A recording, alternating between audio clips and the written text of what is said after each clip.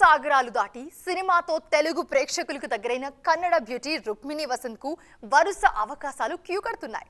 ఇప్పటికే crazy projects లో నటిస్తున్న ఈ యంగ్ సెన్సేషన్ మరో ఇంట్రెస్టింగ్ మూవీలో ఛాన్స్ కొట్టేశారన్న టాక్ వినిపిస్తుంది. ఇండస్ట్రీలో హాట్ టాపిక్ గా మారిన ఆ కొత్త ప్రాజెక్ట్ డీటెయిల్స్ ఏంటో మీరు కూడా చూడండి. కాంతారా 2 సినిమాతో నార్త్ లోనూ ఫేమస్ అయిన రుక్మిణి వసంత్ చేతిలో ప్రెజెంట్ క్రేజీ ప్రాజెక్ట్స్ ఉన్నాయి.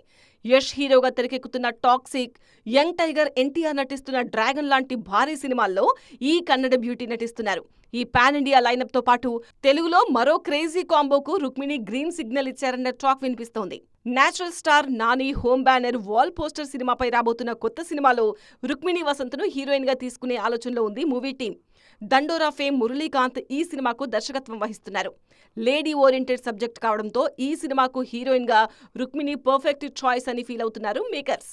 కన్నడ ఇండస్ట్రీలో జర్నీ స్టార్ట్ చేసిన రుక్మిణి ఇప్పుడు పాన్ ఇండియా మార్కెట్ మీద ఫోకస్ చేస్తున్నారు. అందుకే ఇతర భాషల్లోనూ వరుస సినిమాలు ప్లాన్ చేస్తున్నారు. ముఖ్యంగా క్రేజీ కాంబినేషన్స్ మీద ఫోకస్ చేస్తున్న రుక్మిణి సోషల్ మీడియాలోనూ ఎప్పుడూ ట్రెండింగ్ లో ఉండేలా చూసుకుంటున్నారు.